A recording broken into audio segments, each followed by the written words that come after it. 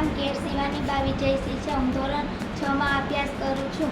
હું જો આ ચૂંટણીમાં વિજય પામીશ તો હું શાળાના આ કામો કરીશ. મધ્યાહન ભોજન વેસ્ટ ન જાય તેની જવાબદારી ઉપાડીશ. પાણીનો બગાડ ન થાય તેની જવાબદારી પણ હું ઉપાડીશ. શાળામાં વધુ અને વધુ વૃક્ષો વાવીશ. મારા નિશાનનું નામ ટ્રેન છે. નામ કંચર મિત્રાક્ષી વિશોદસિંહ છે. મારું નિશાન ટ્રેક્ટર છે. મારી નિશાનનું નામ શ્રી મુંગડી પ્રાથમિક શાળા છે. જો હું વિજય બનીશ તો શાળામાં વૃક્ષ વાવીશ અને શાળામાં સ્વચ્છતા રાખીશ. મારું નામ જાડેજા અક્ષરાસિંહ જીતેન્દ્રસિંહ છે. મારી શાળાનું નામ શ્રી મુંગડી પ્રાથમિક શાળા છે. હું ચૂંટણીમાં વિજય પામીશ તો હું આ કાર્ય કરીશ. શાળા સ્વચ્છ રહે તેની જવાબદારી ઉપાડીશ.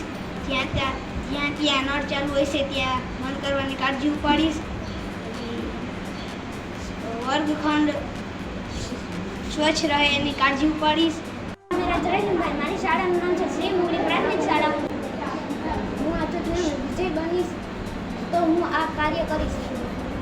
શાળામાં સ્વચ્છતા રહે તેની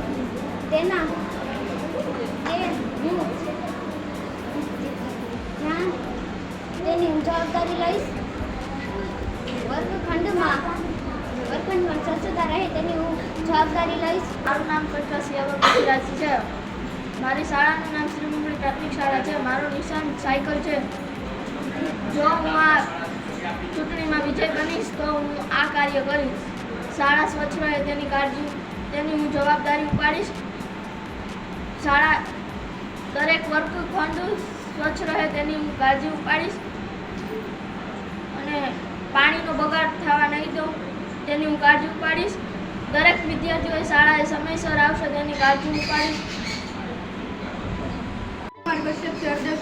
મારી શાળાનું નામ શ્રી મુંગડી પ્રાથમિક શાળા છે. હું શાળાને ઉમેદવાર ચૂંટણીમાં ભાગ મેં લીધો છે અને મારું નિશાન રિક્ષા છે અને રિક્ષાને વોટ આપી જીતતા હોય એનાથી હું સ્કૂલમાં સારા કામ કરીશ. જીત્યા બાદ હું પાણી કે વોટર રૂમમાં પૂરું ના થાય એની બધી કાળજી રાખીશ અને ક્લાસરૂમ સ્વચ્છ રહે બધા એની પણ હું કાળજી રાખીશ.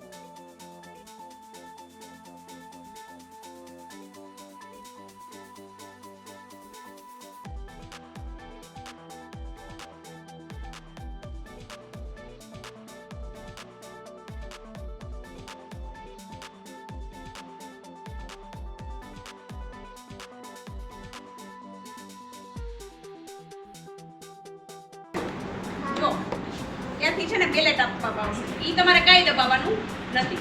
તમારે માત્ર શું કરવાનું છે? આ 6 ઉમેદવાર છે. એક મિત્રાજ છે, એનું નિશાન છે ટ્રેક્ટર. પછી શિવાનીબા એનું ટ્રેન. હર્ષરાજ એની છે બસ. હિંગોરા મેરાજ એનું એરોપ્લેન.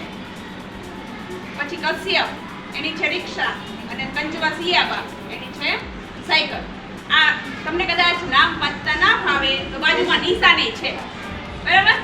આ નિશાન જે બાજુ છે ત્યાં બ્લુ કલરનું બટન તમારે દબાવવાનું છે. કેવા કલરનું?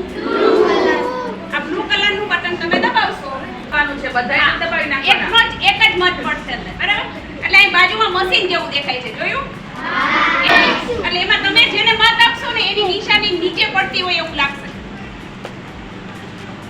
દાખલા તરીકે હું એકને મત આપું તો એની નિશાની નીચે સરકતી હોય ને, નીચે જાતી હોય ને એવું લાગશે તમને. અને